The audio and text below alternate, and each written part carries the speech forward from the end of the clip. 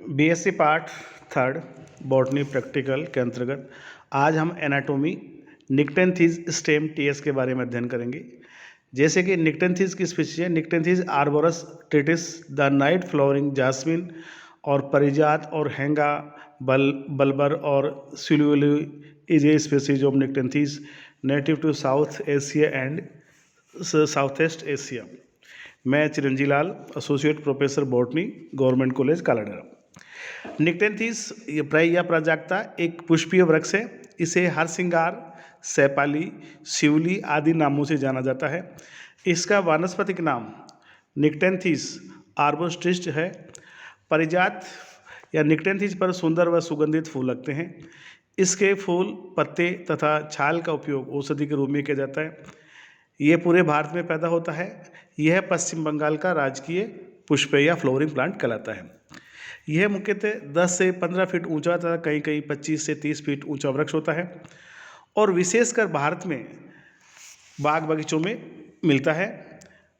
मध्य भारत और हिमालय की निचली तराइयों में ज़्यादातर ये पैदा होते हैं। इसके फूल बहुत ही सुगंधित और सफ़ेद और सुंदर होते हैं, जो रात को खिलते हैं और सुबह मुरझाकर गिर जाते हैं। एनाटॉमी ऑफ स्टेम की बात करते हैं तो मुख्यतः हम ये जानते हैं कि किसी भी स्टेम के 3 पार्ट होते हैं। एपिडर्मल टिश्यू सिस्टम के अंदर कोर्टेक्स, एपिडर्मिस, कोर्टेक्स और वेस्कुलर बंडल्स, 3 मुख्य काम होते हैं। तो इसका जो एपिडर्मिस होता है, epidermis single layer epidermis consist of a rectangular cells. दूसरा, a thick uninterrupted cuticle is present on the epidermis and many multicellular hair are in present on the epidermis। तो एपिडर्मिस के 3 जो करेक्टर बताएंगे। देखिए, सबसे बाहर की परत, इसमें हम देख सकते हैं सबसे बाहर की परत है वो कहलाती है एपिडर्मिस। इस एपिडर्मिस पर आप देख सकते हैं मल्टी सेलुलर हेयर्स या उपस्थित होती हैं, अर्थात ये सेक्शन का बाहरी सतह होती है जिस पर मोटी क्यूटिकल की परत पाई जाती है। इस पर जो बाहरी आवरण होता है ये होता है क्यूटिकल, जो इस डायग्राम में आप देख सकते हैं कि जो मोटी सबसे बाहर की परत है वो क्यूटिकल कहलाती है और इस पर बहुकोशिकीय रोम या हेयर्स पाए जाते हैं। Hairs are present on this view. Next जो आते हैं वो है cortex. Cortex it is a differentiated into collenchyma and parenchyma, अर्थात यह जो बाहरी जो वलकुट है वो छोटे छोटे गोलाकार या अंडाकार स्थूल उत्तक कोलेनकाइमा से निर्मित होता है। Collenchyma is several cells deep below the 4 protoderms comes while only few layers deep at the other place just beneath the epidermis। Parenchyma is present below the collenchyma. Many intercellular space are present. The region extend up to the vascular tissues।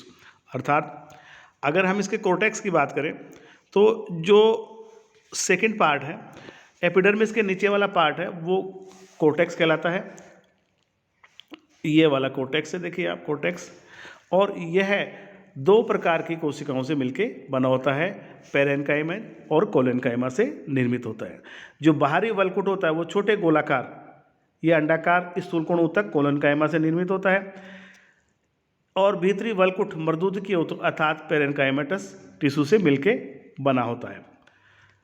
इस क्षेत्र में पतली भित्ति युक्त अंडाकार या गोलाकार कोशिकाएं पाई जाती हैं, जिनके मध्य में इंटरसेलुलर स्पेस या अंतरकोशिकीय अवकाश भी उपस्थित होते हैं। तने पर उपस्थित चारों भारों में, अर्थात ये इसका जो रेक्टेंगुलर या चतुष्कोणीय जो स्टेम होता है, तने पर उपस्थित चारों भारों में एक वलकुटीय पुल अर्थात कोर्टिकल वेस्कुलर बंडल्स, ये आप देख रहे हैं। तो इसमें एक कोर्टिकल वेस्कुलर बंडल्स पाया जा रहा है, यानी कोर्टेक्स पार्ट में, दिस इज कोर्टेक्स के पार्ट में या वलकुटीय क्षेत्र में एक वलकुटीय पुल उपस्थित होता है। वलकुटीय पुल इनवर्टेड होते हैं, अर्थात फ्लोएम पित्त की ओर और जाइलम परिधि की ओर होते हैं तथा मध्य में कैम्बियम एक पट्टिका पाई जाती है। वैजाकार इसमें जो संवहन पुल होते हैं वो संयुक्त संपार्श्व प्रकार के होते हैं। तो जो नेक्स्ट जो करेक्टर है, जो कोर्टेक्स है, कोर्टेक्स में जो विशेष स्ट्रक्चर पाई जा रही है जैसे कोर्टिकल बंडल्स, अर्थात इसमें 4 vascular bundles are present in the cortex situated one each other in प्रोटोनस bulk। Each conical bundle faces its pointed xylem and toward outside epidermis and is a conjoint collateral opal and exarch। These bundles may show secondary growth at maturity। Epidermis है not well developed, यहाँ पर epidermis विशेष विकसित नहीं होती, जबकि pericycle it is A form of में स्क्लेरोकाइम पेचेज। इसी तरह संवहन पुलों की बात करते हैं। वेस्कुलर सिस्टम इस consist of A primary phloem, secondary phloem, cambium, secondary xylem और प्राइमरी जाइलम से मिलकर बना होता है। Primary phloem is crossed and irregularly present in the पेचेज below pericycle.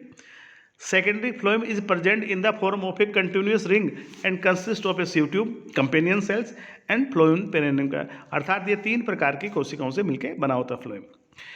Cambium is 1 to 3 cell thick continuously layer present at the below phloem and xylem.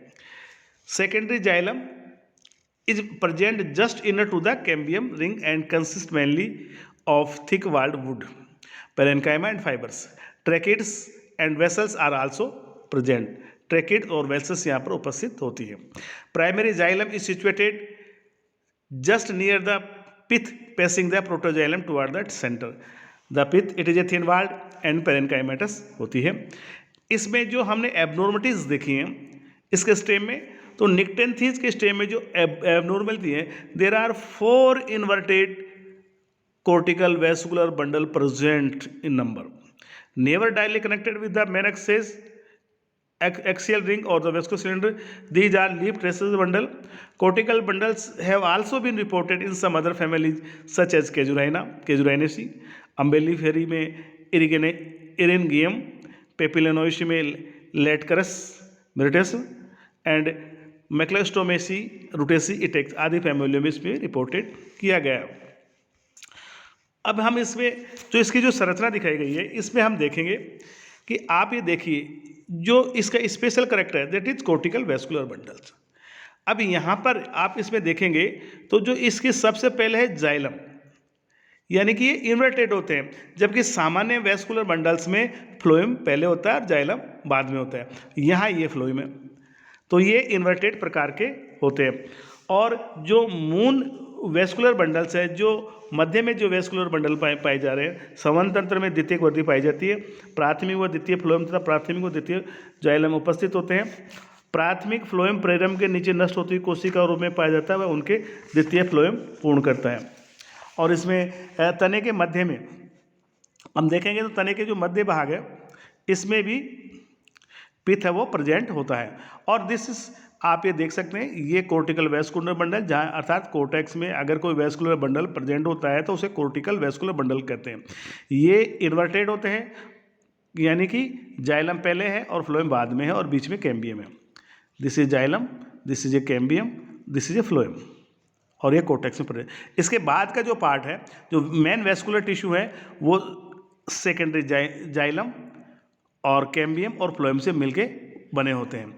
अब इसमें आपको चित्र में दिखाया गया, और इसके मध्य में पिथ है वो प्रेजेंट या उपस्थित होती है। जो मुख्य इसके आइडेंटिफिकेशन की बात करते हैं, क्लासिफिकेशन और आइडेंटिफिकेशन की बात करते हैं, तो यहाँ पर हम देखेंगे presence of vessels in the xylem, this is character of angiosperm.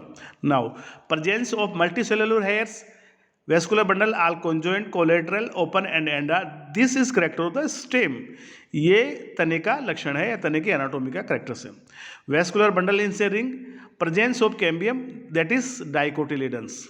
हम द्विबीजपत्री पौधों की बाद में बात करते हैं तो यहाँ देखिए 4 inverted cortical vascular bundles present और each conical bundle faces in pointed xylem end toward outside epidermis and is conjoint collateral open, अर्थात ये निक्टेंथीज में पाए जाते हैं।